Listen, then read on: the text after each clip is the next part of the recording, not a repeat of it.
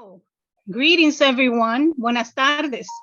My name is Ana García Reyes. I'm the Dean of Community Relations at Hostos Community College. Welcome, everyone. Today, we're celebrating Dominican heritage. And actually, we're celebrating the independence of the Dominican Republic, the 178th anniversary of the Dominican Republic. Thank you to all the elected officials that are here and the appointed officials, as well as the special guests. Specifically, thank you to Assembly Member Amanda Septimo, whom I'm seeing there today with a beautiful smile. Council Member Carmen de la Rosa, querida Carmen, good to see you. Assemblywoman Yudelka Tapia will be joining us shortly, as I understand. Council Member Oswaldo Felix is about to join us as well. And New York City Council Member Pierina Sanchez. There she is. Hi, beautiful, how are you? We also have with us a newly appointed distinguished lady, who's the Deputy Borough President, Janet Peguero. Janet, good to see you. With us as well, our distinguished President, and Mr. Elias Alcantara, who's the chairman of the Hostos Community Advisory Council. And he will be co-emceeing with me. With that, I give you Mr. Elias Alcantara.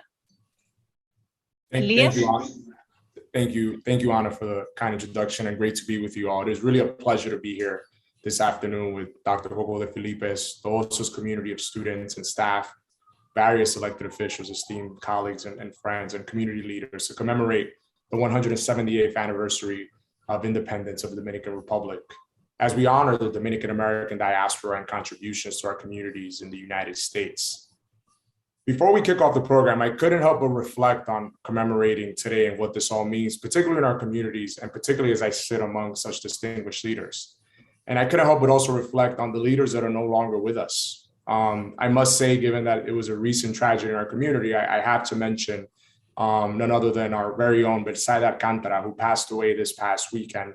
And like many on today's call, was a true public servant, serving under many leaders such as President Barack Obama and Secretary Hillary Clinton, and always did it with underserved communities and our very own Dominican community in mind, as well as unparalleled warmth and kindness. Let us honor Betsaida and those many leaders that are no longer with us today as we commemorate the contributions of the Dominican American community and our diaspora. As we convene virtually today, we are reminded that although we are seeing brighter days ahead with the pandemic, our community is still facing significant physical, psychological, and economic hardship effects of the COVID-19 pandemic. Today's conversation cannot be more timely, given where we find ourselves in the world, the country, and our community. Today, our esteemed and very own leading voice in academia, Dr. Ramona Hernández, will provide us all with important insight on the Dominican Studies Institute latest research study titled The Impact of COVID-19 in the Dominican Community. But before we get started with that important presentation and hearing from some of our elected officials, I have the pleasure of introducing our very own leader, Hostos Community College President, Dr. Daisy Coco de Felipes. Dr. Coco de Felipes really needs no introduction, but I'll just mention a few quick points. She's an internationally recognized pioneer in the field of Dominican studies and a champion for college students from low income and other underserved communities and families. Over the last few months, I've gotten a front row seat to seeing her work and represent our students and also this community as I serve as her chair of Community Advisory Council. And although I must say it's sometimes hard to keep up with her because she keeps all of us very busy, it is truly an honor and a pleasure to be working side by side with her as we uplift the students and the families in the broader Hostos community. Without further ado, I'd like to introduce Dr. Coco de Felipes. The floor is yours, Madam President. Good afternoon. Welcome. Buenas tardes. Muy bienvenidos. I have to say before I get into the formal little remarks that I have, that I'm so bursting with pride. I'm just bursting with pride because it is amazing to see the future in the faces of our leaders here. It's just unbelievable to me that we got to this point. Remember, Professor, way back when we were saying, you know, what are we going to do? ¿Dónde está nuestra gente? What are you going to do? And actually managing campaigns for others and the like. And now you are so many of you in different places. I cannot tell you that it looks bright and it looks really wonderful to see the face of the future. Las Dominicanitas del futuro. You know? I want to also add that it is, and I don't know if she's here, but we did have a chance to search for vice presidents at the college. And one of them happens to be an old timer at Osto, somebody who served for over 8 years, raised children, and just defended her dissertation in social work from the Yeshiva University. And that is our vice president for workforce, Evelyn Fernandez Ketchum. I have to say that because, you know, Anna has been holding the fort for 27 years here. And so 30-something years. so grateful to her. You know how many tracks she took to Connecticut when I was the president there to keep me in the loop in some way, in so many ways. So now my remarks. As we near the end of Dominican Heritage Month, I would like to thank all who have contributed to celebrating what the Dominican-born politician Adriano Espaillat, our congressman, has described as the culture and history of the Dominican diaspora in the United States, and the significant contributions Dominican Americans and individuals of Dominican descent have made to the fabric of America. These are some of the harvests right here, the work of the Institute that is so magnificent. I'm so proud of that. Today's discussion strikes a somber note as we gather to discuss the effect of COVID-19 on the Dominican community. The pandemic has had a disproportionate impact on members of Black, Latinx, and American Indian communities. Why this is and what can be done about it are questions of the greatest importance as we move forward. To shed some light on these and other questions, we are joined today by our distinguished Dr. Ramona Hernández, Director of the CUNY Dominican Studies Institute, and by Dr. Juan Tapia Mendoza. I hope we get to see, he gets here. Dr. Tapia is always running and busy, President and CEO of Pediatrics 2000. A special thank you to Congressman Adriano Espaillat for sending his recorded remarks that you will hear soon. And I also have the privilege of acknowledging the presence of Assembly members, Amanda Septimo and Julia Tapia, who are no foreign to this college. I'm very happy to say. Council members Pierina Sanchez, Carmen de la Rosa, and he made it through because the man is persistent, Osvaldo Feliz, and Deputy Bronx President, brand new, Janet Peguero. We wish you all the success in the world and thank you for joining us and come for a visit soon. Okay. Thank you, Anna, for all you do. Thank you, Diana, for all that you do. And now I look forward to today's discussion, and it is a pleasure to turn matters over to our co-moderators. And I want to say, Elias Alcantara has been a blessing. I know he's a Lehman College, but he also belongs to Ostos. And so we're so happy to have him with us. And Ana García Reyes has been doing so much to promote education among educators about being Dominican and what Dominicans bring to the table, so that when they meet our students in their classrooms, they know that they are talking to a very productive, proud, and I should say accomplished community. I have one of the local businessmen who makes big donations regularly here said to me when he found out I was Dominican, that his best workers, and I don't want to sound chauvinistic because I represent everybody here, but that his best workers were the Dominicans, especially the Dominican women, because what he runs is a laundry for hospitals. But at any rate, it's just amazing the reputation that we have for hardworking, and we celebrate that today as well, the resilience of our people and the accomplishments of so many wonderful, wonderful people here. And Dr. Tapia, when he gets here, has done so much for children and everyone else. You can imagine You can imagine what an incredible gift he is. So thank you, everyone. And I'm so happy that we can manage to have you all, even if it's virtually. I hope to see you all soon in the awful service. Thank you, Dr. Coco de Felipe, for your comments and for your continued leadership, steadfast leadership. I now have the pleasure of introducing, as Dr. Coco de Felipe has mentioned, a video message from our very own United States Congressman Adriano Espaillat, which represents us on a daily basis on issues that are impacting our community at the federal level. Now, with that, we'll open it up with a video greetings from Congressman Espaillat.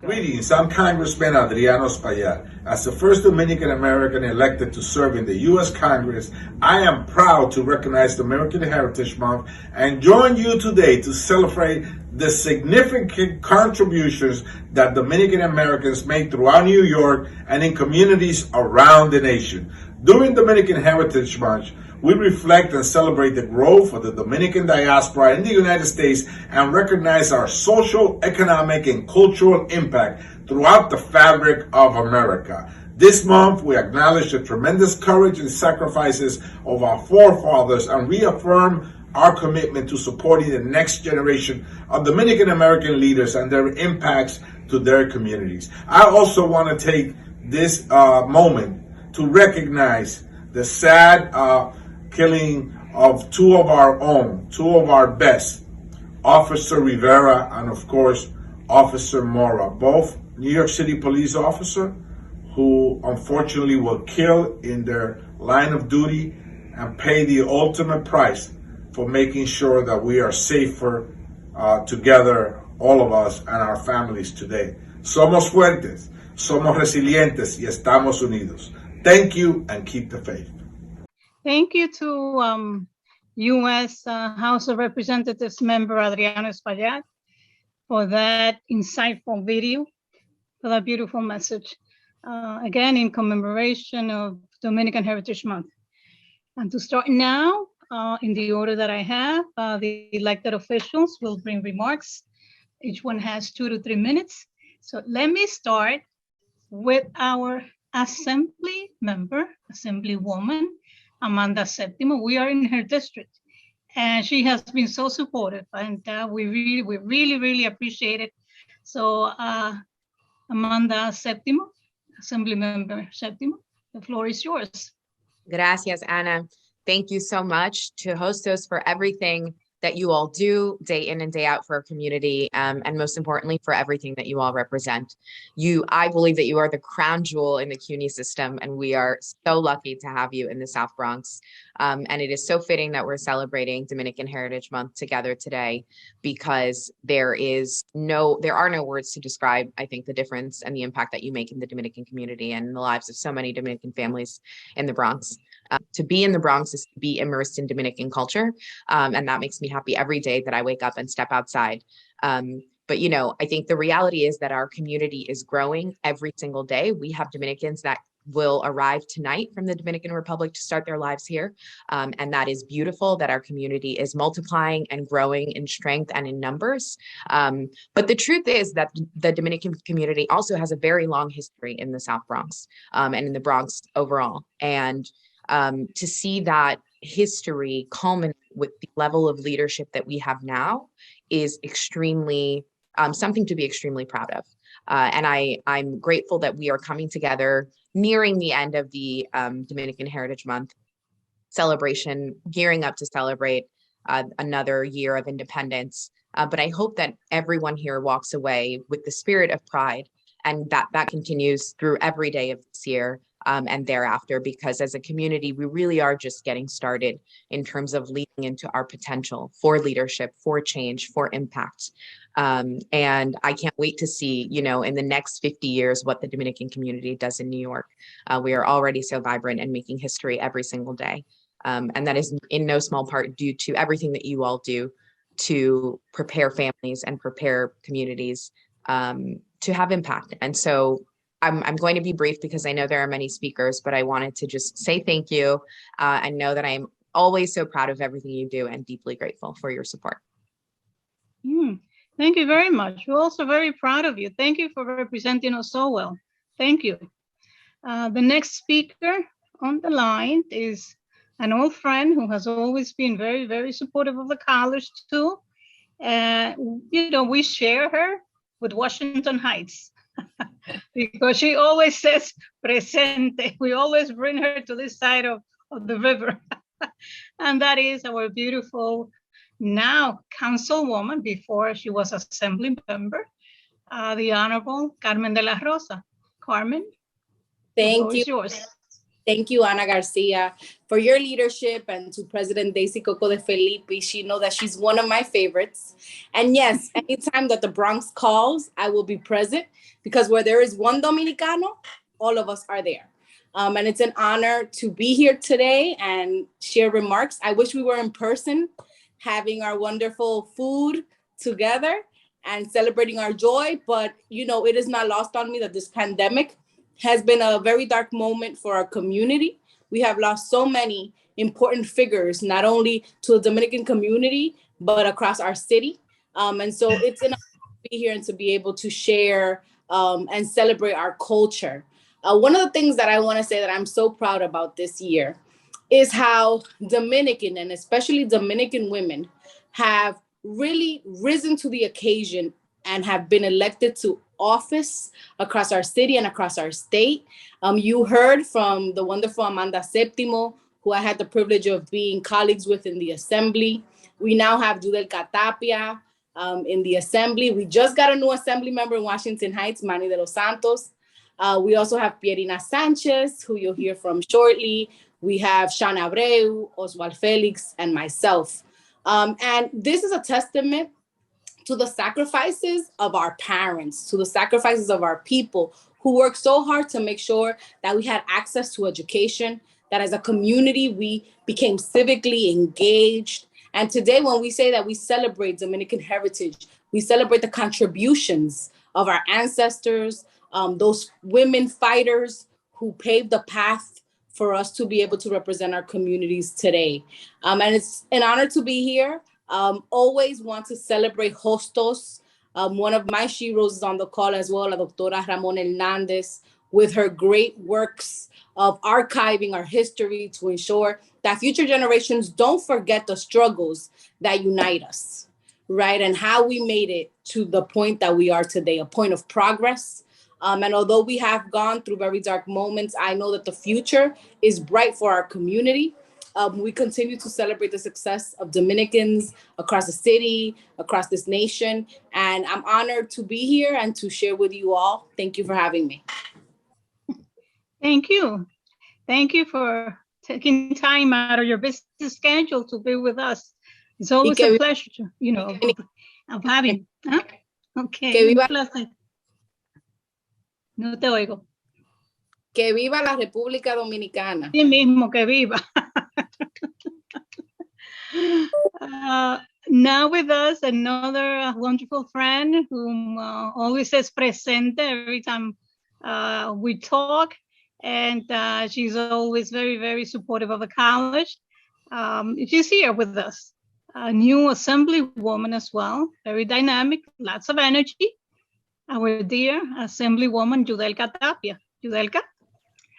Hi, it's so good and an honor to be here. We have seen each other too much lately because of these celebrations that we are doing all over the place with our well-deserved for the hard work all the hard work that we as a community have done in all the history and the contributions that we have created in this country over the years, and how our small businesses, I mean, we are people of creativity. We are people that work hard. We are people that like to progress, and this is all that we have brought to this country over the years, and we have planted our feet in this country. I mean, with knowing that we believe in the American dream,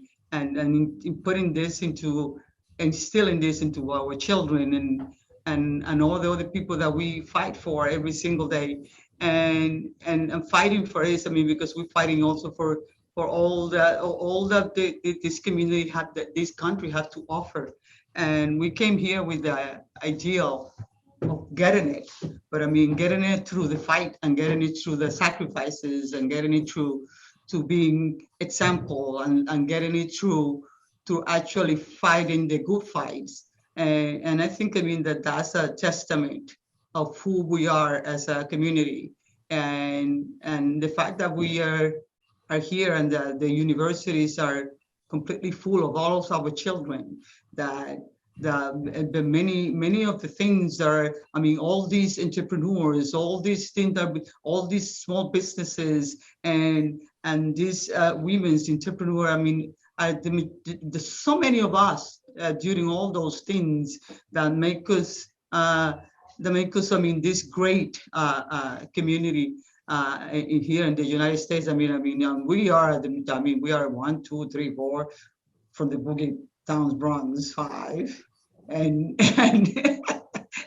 here we are more Dominican, like Amanda said, than in any other place. And I bet that all of us here are Dominicanos hasta la tambora. Sí mismo. I bet that todos nosotros somos dominicanos hasta la tambora. Y claro está, I admire, I mean, all my colleagues. I mean, Oswald has been an inspiration. He was one of my young guys that I put under my arms. Elias Alcantara, here, that was also a young one when I met him at Lehman College, and here he is. He was at the White House. I mean, what an honor it was for me that we have gone to the White House, to every place, and we have done it with honor, and we have represented our country with this honor. For me, it just that I've been doing this for a long time, and seeing that we have for the first time a woman, a Dominican woman, young woman, being the deputy borough president in the place where more Dominican live after the capital of the Dominican Republic and Santiago. It is, you know, there are things that we have fought hard for it. I mean, we're getting them, and we are seeing them because of the work and the sacrifices that we have done, and the commitment that we have put to actually advance our communities. And get the resources and get everything and be the mentors and be the role models and being those people that actually advance not only our community but all the other community has advanced the same way. We are not inventing anything what we're doing. I mean, we're just following the script that we know is the one that takes us to get to be to the promised line, like we say. I mean, which is the American dream, and I believe that we are there. I mean, we have Pierina, proud Pierina. I mean, she just started. I mean, and she's just fighting there, like, you know, like crazy. She has invited me to 2 press conferences already. 2 press conferences already. Keeping you busy. I am telling you. So, all right. So tomorrow we're gonna be together again, but I mean, Amanda also is co-sponsoring that bill, the good cause eviction bill. Fantastic. So fantastic. yes, we are all in this together, and this is a testament that we are in that. Thank you very much to Hostos Community College, always being one of the institutions that I have respected over the years. I sent many other people to Hostos Community College when they got here to actually start learning the English that we needed to move forward. And I'm proud of the Bronx of Hostos, but I'm also proud of the Bronx Community College that also has been serving in that capacity for all of us immigrants. And thank you very much. I am really happy to participate and celebrate the Dominican heritage. I have my thing. Look at it. I put it today. Very good, very good. I put my pin, my Dominican pin today. So everybody knows that we are celebrating every single day for this month. I have put my Dominican pin. So everybody knows that we are celebrating Dominican heritage this month. Thank you all. I'm really proud to be here with all of you. Well, no, thank you. Thank you for fighting the good causes on behalf of our community and on behalf of the college. And thank you for saying presente. Yep. Our next speaker is a person who's very close to the college because he was a former faculty member, right? Is that correct? And he loves Costas very much. And when I called him, he said, absolutely, I'll be there. You know, just tell me when, the time, and I'll be there. With you, Council Member Oswald Félix. Oswald. Thank you so much. Saludos a todos. Es un honor y privilegio estar con todos ustedes, celebrando nuestra herencia y nuestra cultura.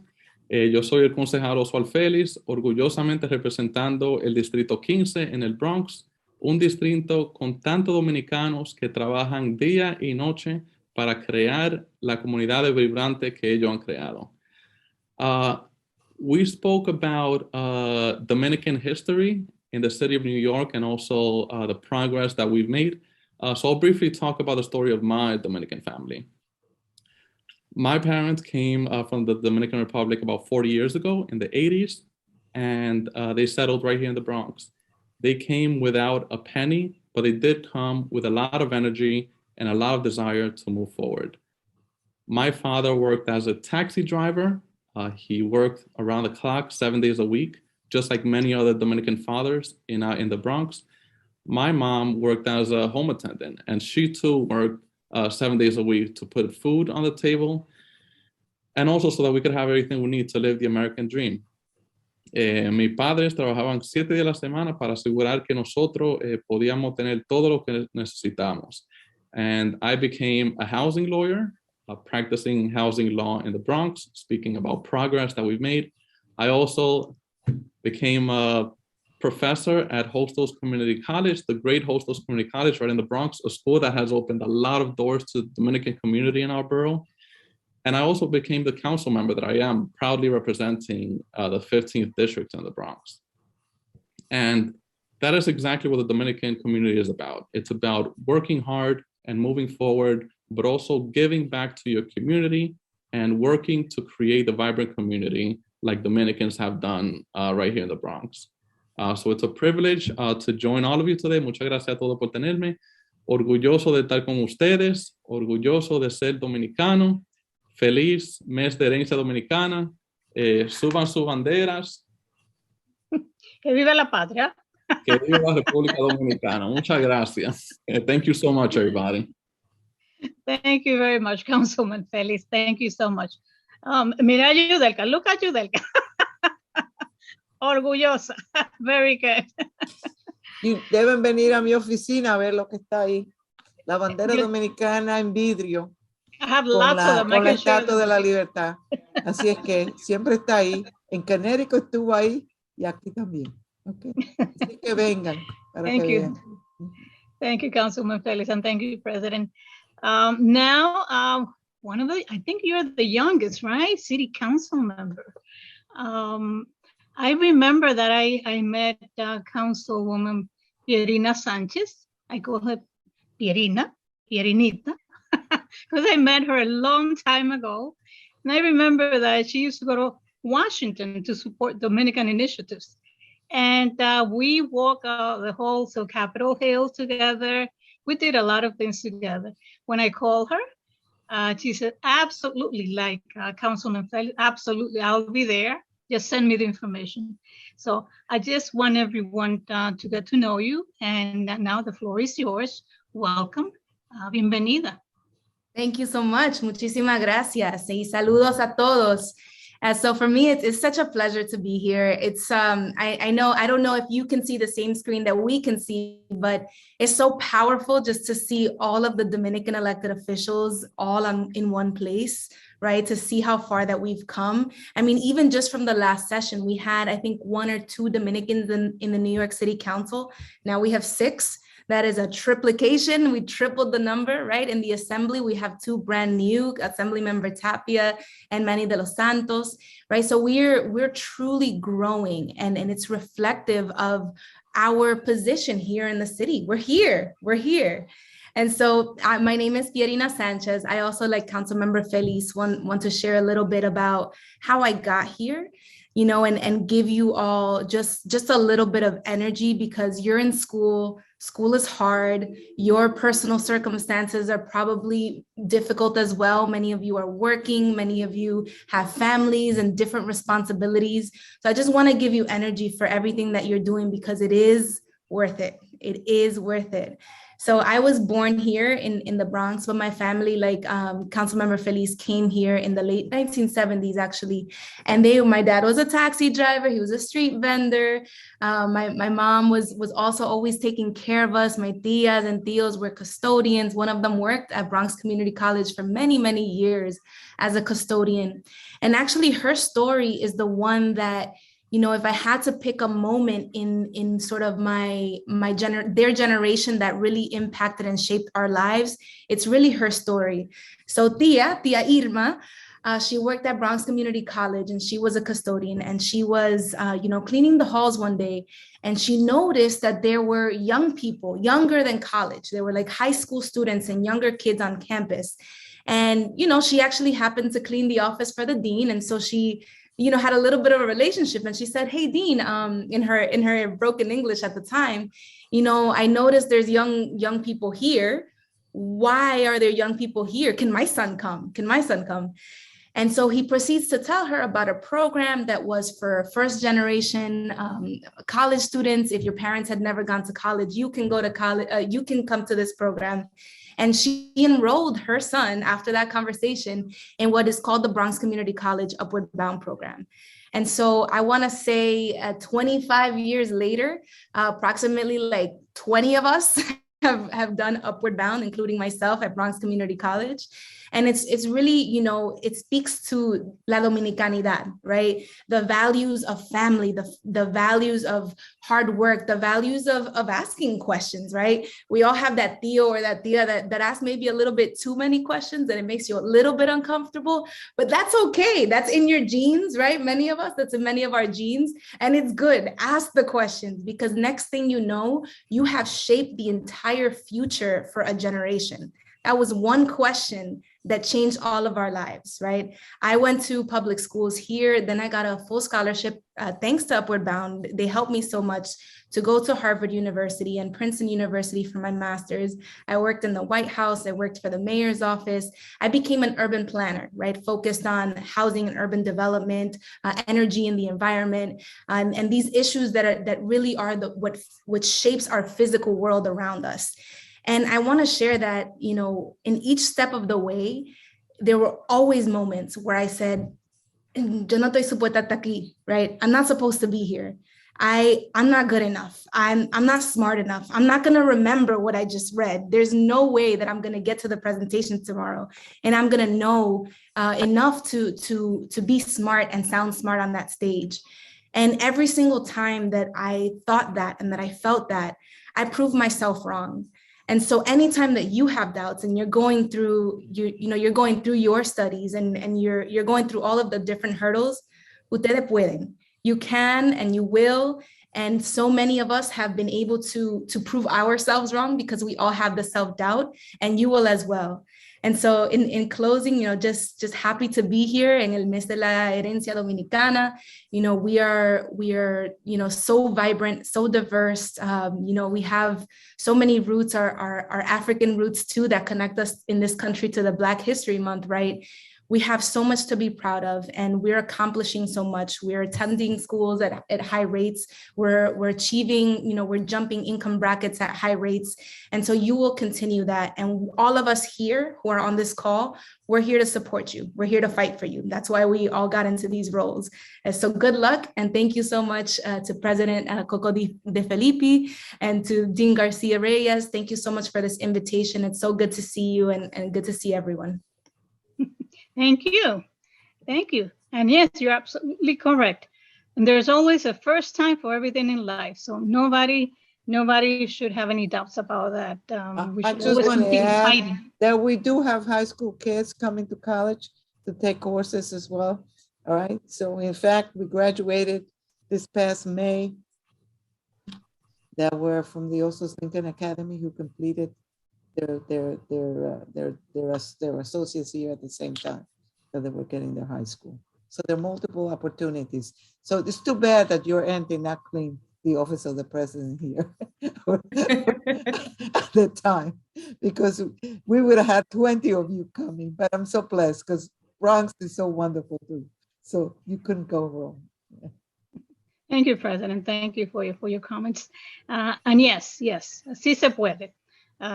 Podemos, unidos podemos. Claro que sí. Well, thank you for those wonderful words and for sharing your experience with us. Now, let me bring another person who's also new in this role. And she's the first Deputy Borough President. I met her shortly. I mean, after, an encounter, we had a visit. It was a little bit, sad because it was at a funeral, but it was rewarding to find her there, saying present and supporting friends and members of the community. I told her, like I told every single one of you, would you like to join us for an event at Hostos? And she said, absolutely. She said, por supuesto que sí, a la orden. Here's my telephone number, my email, just let me know and I'll be there. So with you, let me introduce to you our newly appointed Deputy Borough President, Janet Peguero. Janet? Dean, thank you so much, Hostos. Wow, qué orgullo estar aquí con ustedes, en familia, en dominicanidad, como yo siempre digo, entre merengueros y bachateros. De verdad que es un honor y el honor es propio. Thank you, Hostos, for just being that bridge for the Dominican community. There is so much, and there is not a Dominican family that hasn't been impacted by Hostos. You are an institution, but far beyond that, you are a bridge, you are an anchor in our community. And so thank you so much for the warm welcome. And again, for your contributions to our borough, to our nation, for again, being that anchor for not just Dominicans, but for the city of New York. So thank you so much.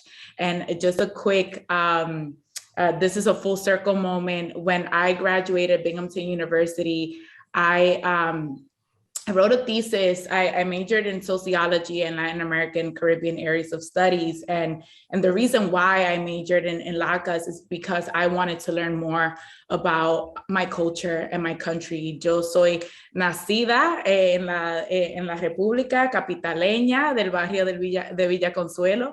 I came to this country at the age of 6. And if anyone can relate to the immigrant story, it's like an immediate disconnection. You feel almost ripped away from your roots, from your culture. You don't feel complete unless you're in the La Isla. And so for me, when I had the freedom to learn and pick up an area of focus, I wanted to focus on our story, on La Dominicanidad, and really wanted to focus on the stories of immigrant women from the Dominican Republic and the immigrant experience. And where did I turn? Where did I end up to study?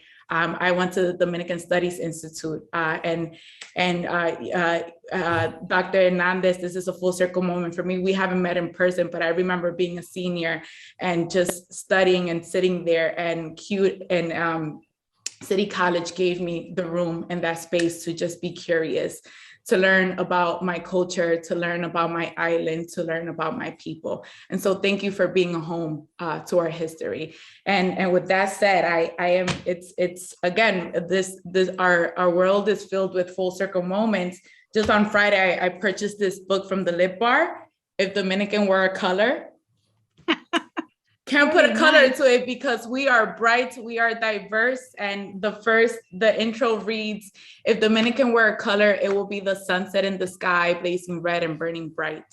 If Dominican were a color, it will be a roar of the ocean in the deep of the night with the moon beaming down rays of sheer light, delight. And so that is who we are. That is our Dominicanidad. And I wear it with so much pride and joy. And, you know, as a culture, as a community, we continue to honor the spirit of the first immigrant in the city of New York, Juan Rodriguez, by becoming the fastest growing diaspora in the country, the hardest working, a community filled with, again, so much color and diversity and love. Wherever we go, we'll find a primo that's willing to help and support along the way. And that is who we are in our core. As the councilwoman mentioned earlier, I am just overjoyed and filled with so much pride to know that we, que somos el reflejos de los sacrificios de nuestros padres. We are that reflection of the American dream. Dominican Heritage Month is the American dream. And so I am so grateful to be a part of this community and to reflect the sacrifices of our ancestors. This has been a journey and a path filled with dreams, determination, hard work, and commitment to serving our community. And so the fact that I am the first Dominican woman to be appointed deputy borough president of a borough, don't let nobody lie to you, it's not Washington Heights, sorry, Councilwoman De La Rosa, but you know, to be the first appointed deputy borough president in the Bronx in 2022 is something that, although historical by nature, speaks volume to the work that's left to be done. And so I encourage you all to make good trouble, take up space in spaces that we're not often welcome, and continue to leave your footprint in our beloved nation. Again, the American dream is attainable, and that is who we are. That is what we reflect. So thank you so much. Thank you. Thank you for those kind words. And thank you for representing us with so much pride. We have that responsibility of carrying on our culture and our heritage. And I think that you all have done it and keep doing it very, very well. So thank you. I'm very proud of all of you. And thank you for fighting for us as well. I know that you're fighting for higher education, and we really appreciate it because our students need your support.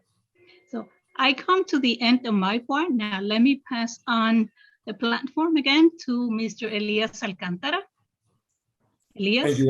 Thank you, Ana, and thank you all. I mean, listen, what I just heard right now, what we all just heard right now, is a testament to why representation matters. I mean, it cannot be more important that on a day like today, on a month like this month, as we commemorate contributions that we hear from Assemblymember Septimo, Councilmember De La Rosa, Assemblymember Tapia, Councilmember Feliz, Councilmember Sanchez, Deputy Borough President Peguero. I mean, boy, I truly am inspired, and we all are here today. And thank you for representing our community and representing, obviously, the great city of New York as well in your respective posts.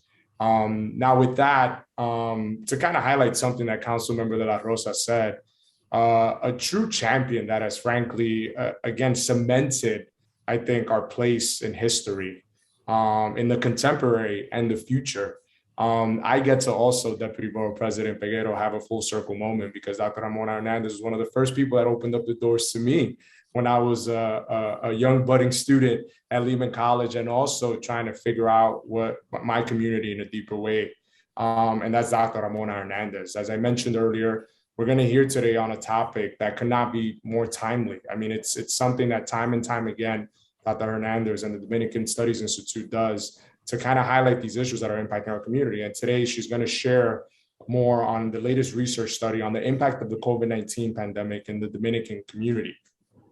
I'll just quickly, I mean, frankly, Dr. Hernández, you need no introduction, but if you could bear with me, as many of you all know, she serves as the director of the CUNY Dominican Studies Institute and as a professor of sociology, both at the City College of New York and also on faculty at the Graduate Center of CUNY. As I referenced, the CUNY Dominican Studies Institute, which is home to the Research Unit, Dominican Library, and Dominican Archives, has distinguished itself as the world-class institute of research known for its groundbreaking scholarship on the history of the Dominican people in the United States and elsewhere. Again, we're going to hear more specifically today about the latest research study on COVID-19, and afterwards we're going to hear commentary from Dr. Tapia Mendoza. Before I turn it over to Dr. Hernández, we are encouraged participants to ask questions using the Q&A box at the bottom of the screen throughout the conversation, and we will work, Ana and I will work to answer those questions at the end of the presentation. And without further ado, it is my pleasure and my distinct privilege to introduce Dr. Ramona Hernández. Wow, thank you. I am, when my English was much broken than what it is now, I used to say emotionated for feeling the way I feel. It is, I do have the vision of you, and it is good. It is very good. You are, many of you, the majority of you are so young and have done so much already, have reached places that were not imagined by us a couple of decades ago, and you are there. And I'm speechless. It's with pride and very humble that I share this stuff with you, because it is overwhelming. One thing that I need to say is that a couple of things. When anybody asks you, what does it mean to be an elected official? It means that we have the Dominican Studies Institute, that it has reached national and international recognition. It means that we have a place, as some of you already mentioned, that preserve the legacy and the memory of the Dominican people here, those who wanted to be Dominicans, right? It means that we are here. We are in the largest public university of the United States because of you, because of elected official. That is a reality. So when anybody asks you, it means these kinds of concrete facts, right? So I couldn't be happier and proud and de todo, ¿no? Y sobre todo agradecida. And anybody who comes in here learn this about you. It's very clear and very simple. The other thing that I wanted to say is that I am very grateful that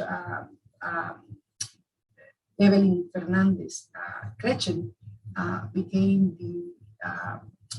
a vice president in CUNY. This is also extremely important, and I'm very grateful to President the Philippine committee, all of the people that participated in hiring her.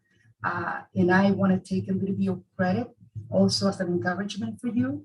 She finished her PhD, and I was in her dissertation committee. And Jesus Christ, me sentía tan orgullosa de una mujer tan brillante, ¿no?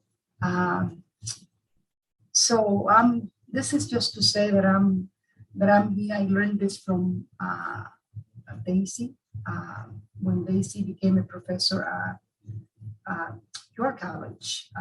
She doesn't remember this, but I know that she helped another Dominican to secure tenure and then move in the faculty echelon at your college. That was the teaching that I got from her.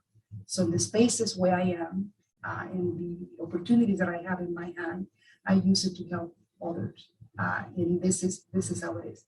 So I'm here whenever you want to continue your study, you do this. You all know about COVID-19 and what it did for the world and what it did for the US. We were bombarded with the information regarding the people that were impacted. And this is the scenario. The majority of the people, the overwhelming majority of the people that were affected in the US were Caucasian in terms of numbers, right? Were Caucasian. Besides them, the second largest group that was affected by the pandemic were Latinos. So African Americans were the third. So Latinos in general were the second group affected by the pandemic. And places like New York, for instance, became also the center of the pandemic. But the question we had here, we knew because we heard the stories. I remember Dean García saying things, I don't want to open the Facebook anymore because there's so many people dying, Dominicanos, que ya no puedo. This study, and you're going to hear this for the first time. We talk all the time, but you never heard this from me. It's inspired by what you told me, and you forgot this. I think I don't quote you, but I said that in the study. There were so many people, of our people, dying every day that she said. And the other thing is that we're getting used to. She said, I'm getting afraid that we're getting used to our people dying. And yes or no? So there was the question, how did the pandemic affect the Dominican people, right? How did it happen? So this study was inspired by that, and also by the mandate that we have, which is to produce research specifically on the Dominican people. And then the second thing I remember trying to convince, I spoke to, I benefited from the advice of Dr. Tapia, who also asked me to recommend me to speak to Dr. Lanti. But there's a lot of lead work that I have to do because this is not social science. And I'm glad the Deputy Borough, Deputy President, all of that stuff, right? Spoke about, majoring in Latin American studies. When it comes to the science, the hard sciences, the things are very, very different. There's no need to look at the Dominican people. We are looking at the Latino people, right? So that's how it is. It took us a long, long time to convince. We team up with Intech University, the School of Medicine there. It's a lot of, maybe 8 or 9 months trying to put the study together.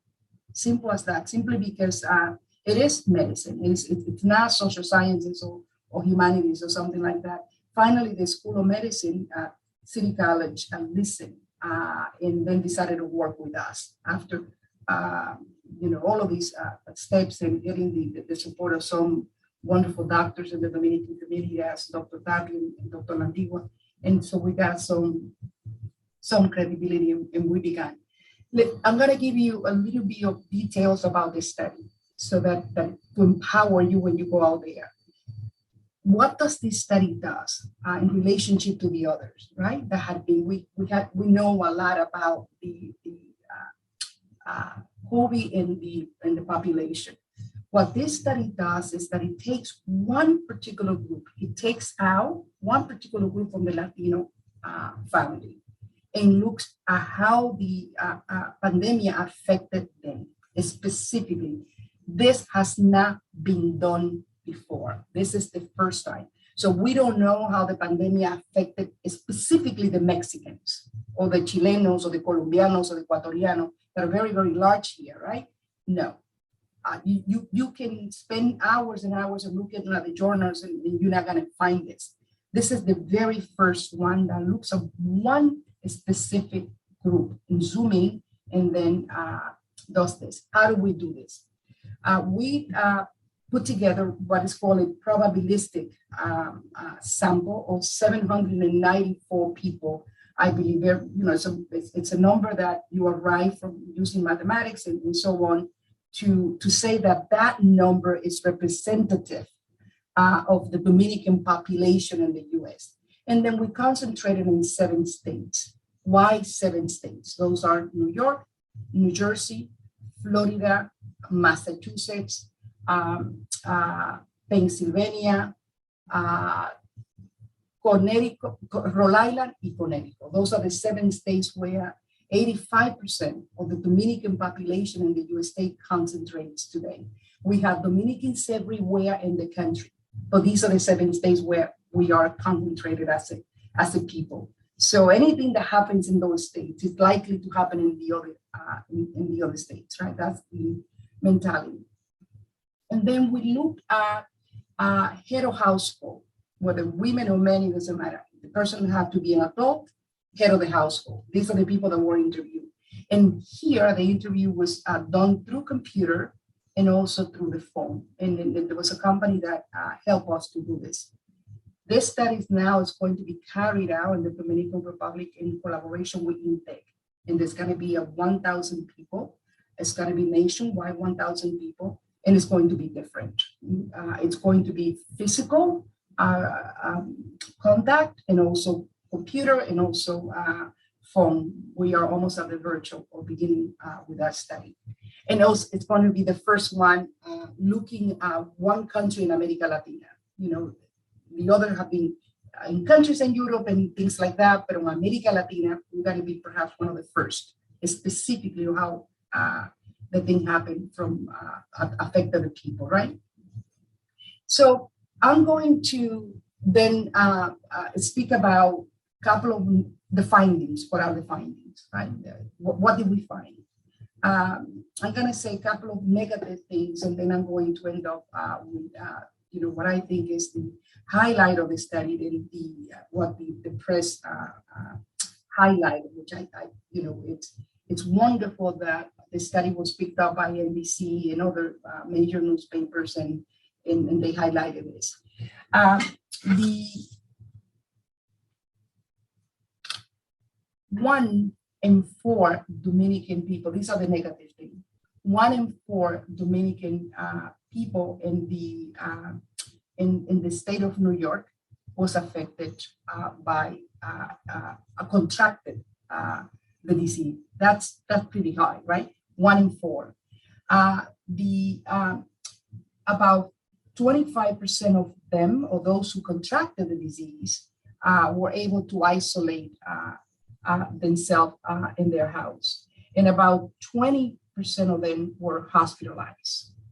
These are the bad things, right? The other negative, you know, we want to say negative thing that we found is that a little bit more than 1 in 2 of the Dominican people interviewed, and by that I mean people who were born here and people who are immigrants like myself. Those are the Dominican people that I'm talking about. A little bit more than 1 in 2 of those said that they experienced some kind of mental distress, whether it was nervousness, whether it was anxiety, but some kind of mental distress. So that gives you some information for those of you who wanted to continue to push for funding to deal with this. Now, let me go into what I think is the highlight of the studies that you can use when you speak about the Dominican people, and somehow it's going to support some of the things that you are saying. I had to get into my computer to show you some art. Do I have access to share my screen? I can read this stuff, but when people were talking about Latinos not being vaccinated, that they were hesitant and that they didn't want it, you know, that they were using Borough, that they were using remedies, home remedies, and that they somehow refused to vaccinate. What we found is quite the opposite. The study was conducted between October 5th and November 11 or last year. So when the pandemia was ahí, ¿verdad? Bien, la candela. By this time, when all the news and everywhere were saying that Latino people were not vaccinated, this is what we found. That 77% of the Dominican people by that time have already received the vaccine. So we're talking about a little bit more than 7 people in 10 of Dominicano have already vaccinated.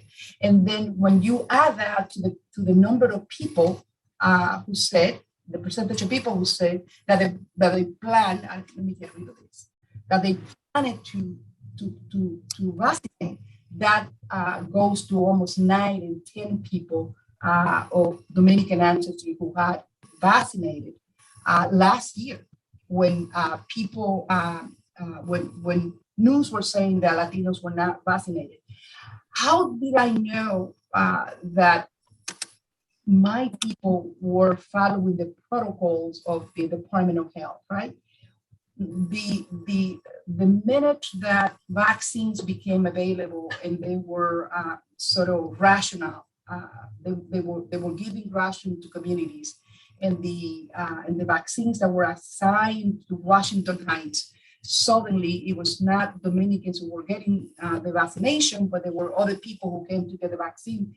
But the point is that Dominicans complain, and that's what gave me the idea.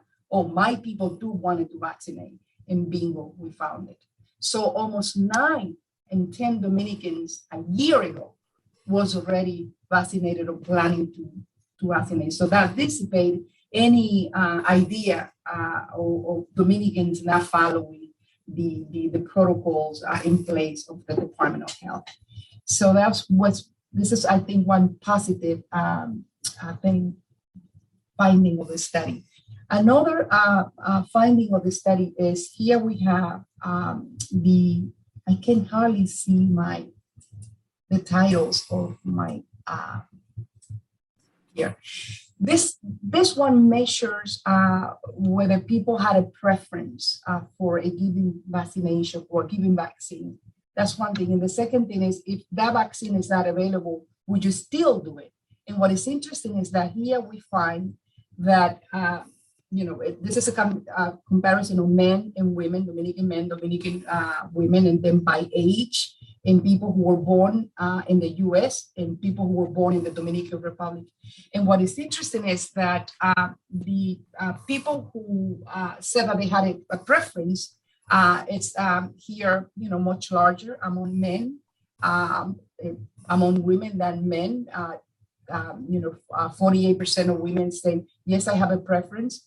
44% of the men say, yes, I have a preference. But the interesting thing is that the question also, we wanted to know whether if that vaccine wasn't available, would you go ahead and vaccinate? And the answer to the question was yes.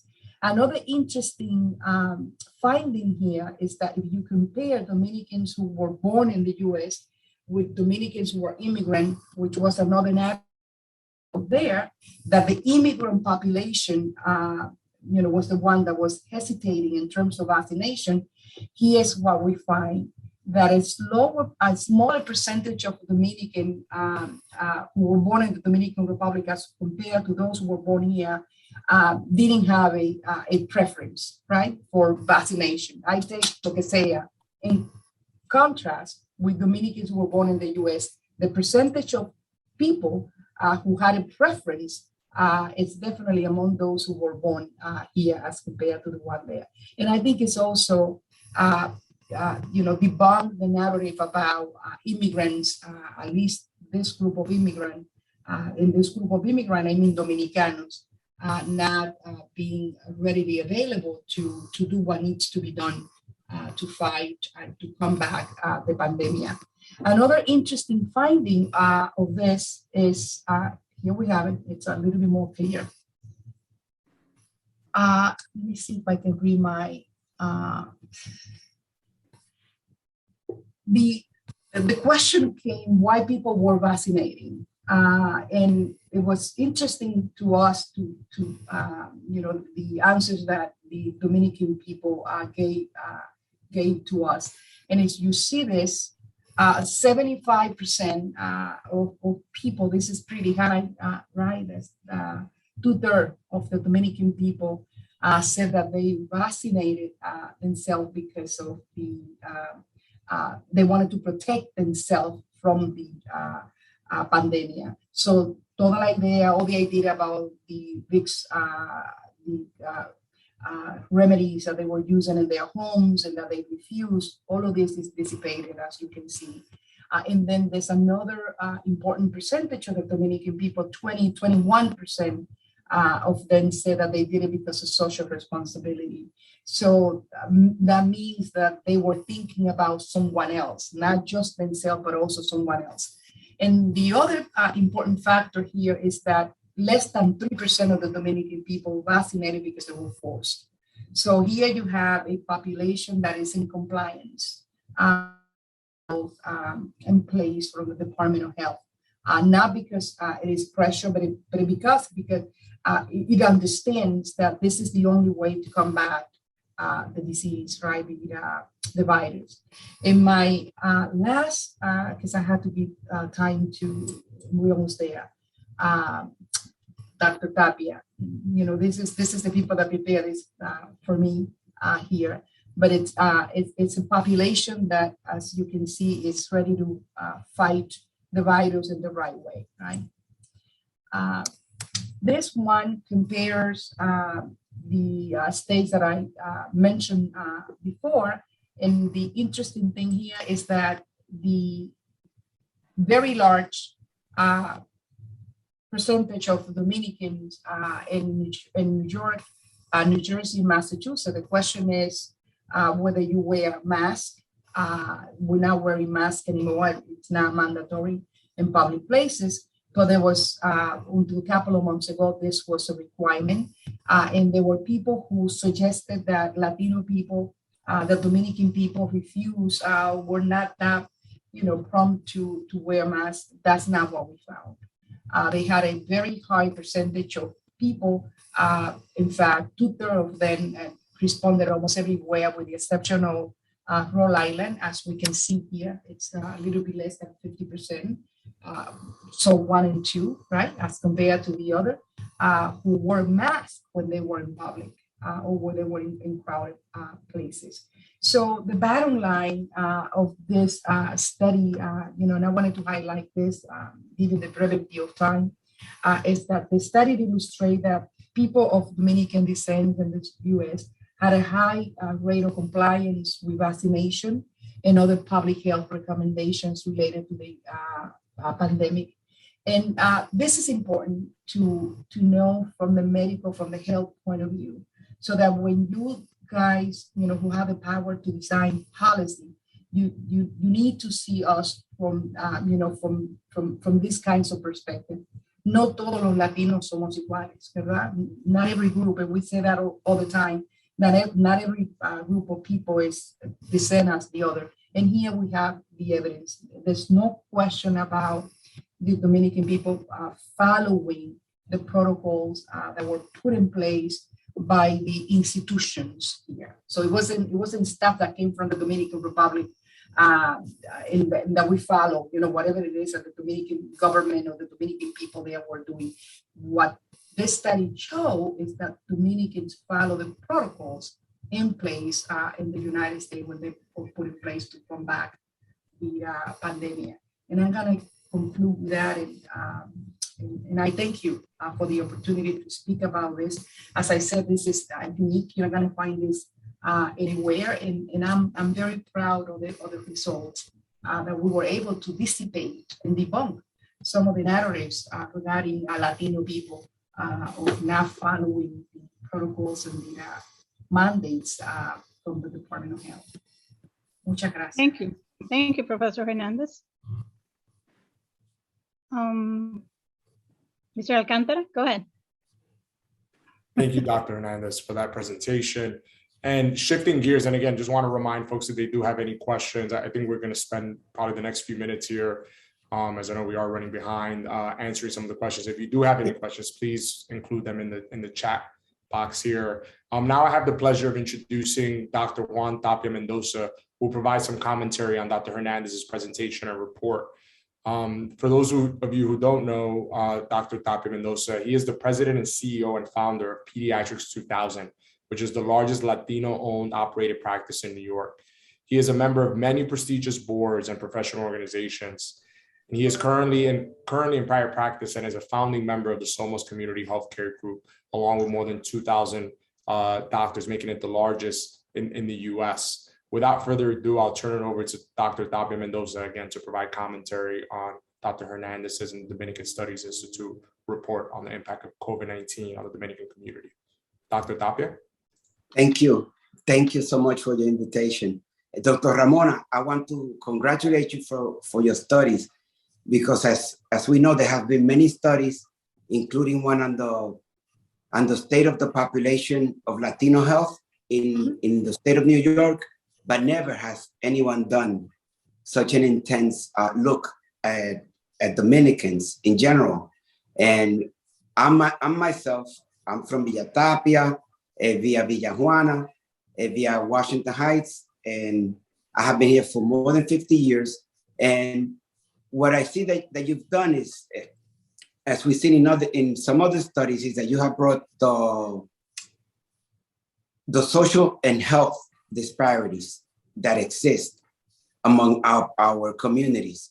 Even with people that live in the same building, they might have a completely total experience in terms of having access to healthcare and to other social services.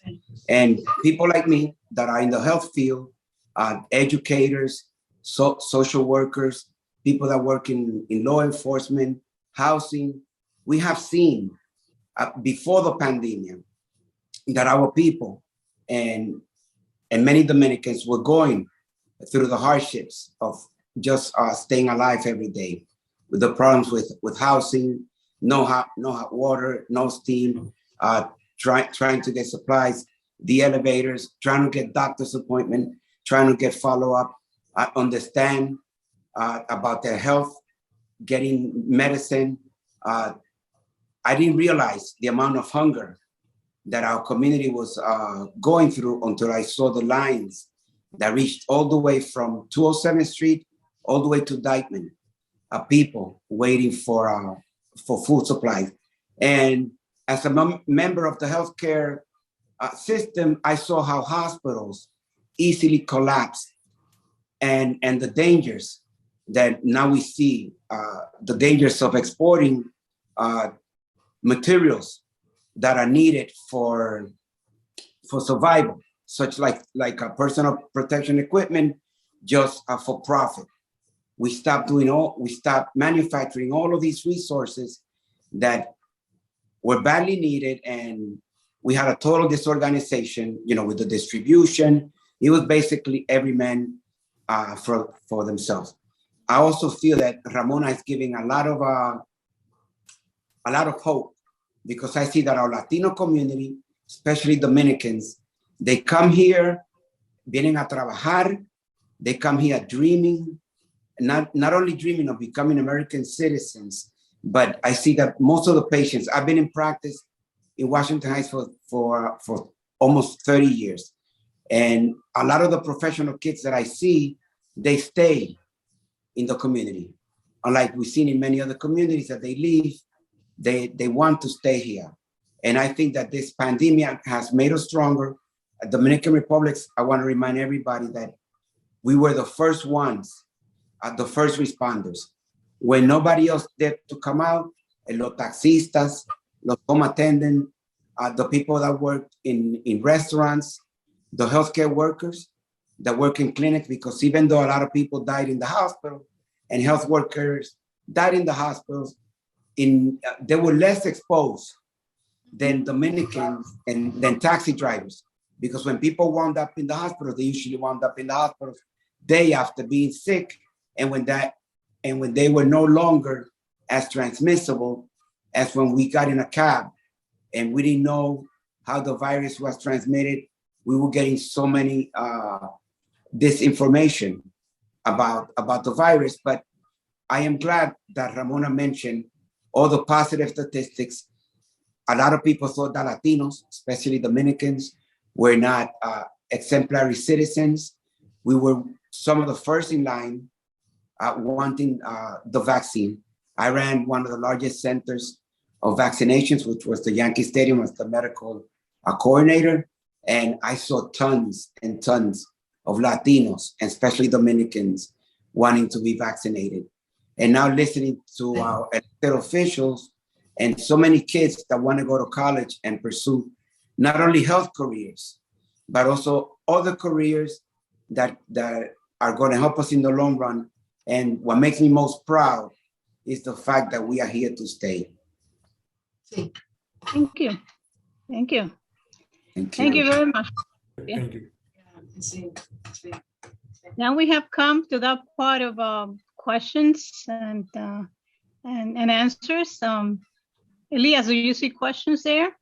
Yeah, there's a few. Well, there was a question around whether the study had been published yet, but it sounds like the article was found online. But maybe as a follow-up, we could probably plan to share the link, or Dr. Hernandez, you want to share more insight on where it could be found? We can share the link, definitely. The report is published. Now we are producing the second report. This one is out. We're producing the second report, which is looking at how the virus, the pandemic affected the social economic well-being of the Dominican people. Right, as you speak about the businesses, and we know that in jobs, as Dr. Tapia mentioned before. So we need to see that now, right? That's another reading of the data. That it's a wonderful data set that we have that has an enormous amount of answers to 100 questions that we ask. So that's the second study that is coming. But to answer the question, yes, this one is available, and I can send it to you anytime you want it. But it's definitely, I think, in the Dominican Studies Institute website, but I can send it to you. And we were very lucky that the press, the American press, the Dominican press highlighted the study. We were very lucky. So, Professor Hernandez, Assemblywoman Tapia would like to know if you can send her the PowerPoint presentation. Yes, I can do that. Definitely. Claro, radio, imagínense. Yes, we need to talk about it. We have to show it. We have to spread it. I'm glad that you are asking this, because the next study that is coming, in addition to the one in COVID, is the social economic profile. And you were talking particularly, I think it was Pierina, who I didn't know personally, but we had somebody in common, and that's Lincoln Ressler, another city council person who came out of the Dominican Studies Institute. And, I know they are colleagues and friends. So the other study that is coming is going to be released soon, is the social economic profile. And it's going to give you all this view of the Dominican people, education, todas esas cosas, ¿no? Numbers are really, really nice on education. I think that we have time for only two more questions, and then we have to close.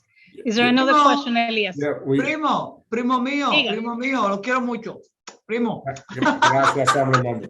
Me imagino que es otro Tapia. No me el otro Tapia, el otro Tapia.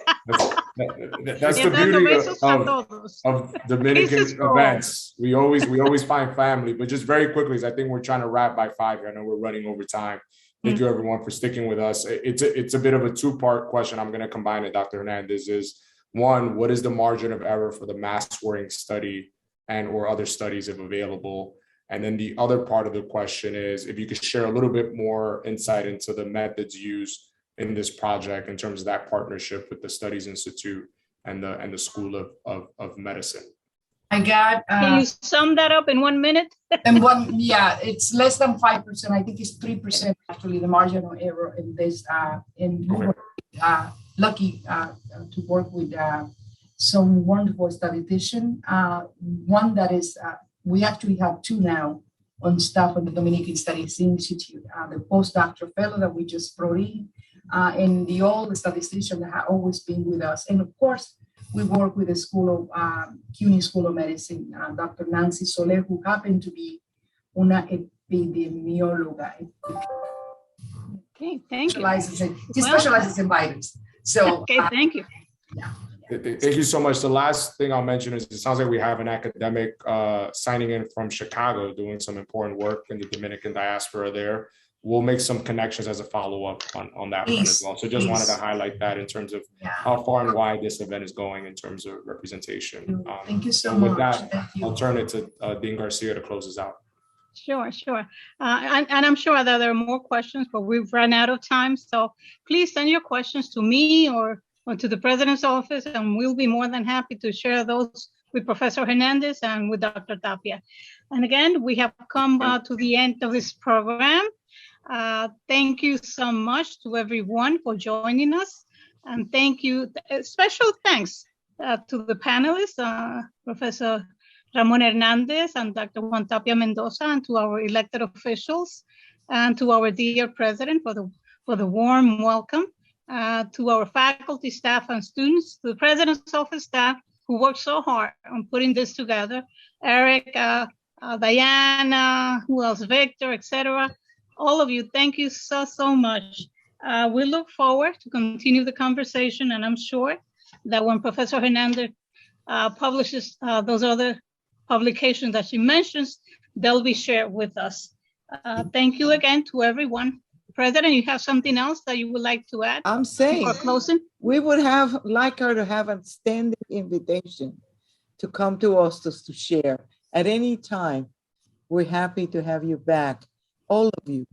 But let me just say, Ramona, this is really, really helpful. And I know that the Michelin Foundation have been doing a lecture series. And it may be that you come back sponsored by them, right? Dr. Tapia, perhaps? Yes, yes, that would be wonderful. And make one of the presentations as To do the largest study, the whole thing. Yeah, yes, sí, señora. Thank Cuando you. quiera, Por favor, Ramona. siempre la esperamos, okay? Which, by the way, the Nasri Michelin Foundation is one of the sponsors, along with the President's Office. Thank you as well to our wonderful co-MC, Elias Alcantara, who has done a wonderful job. Thank you so much for joining us.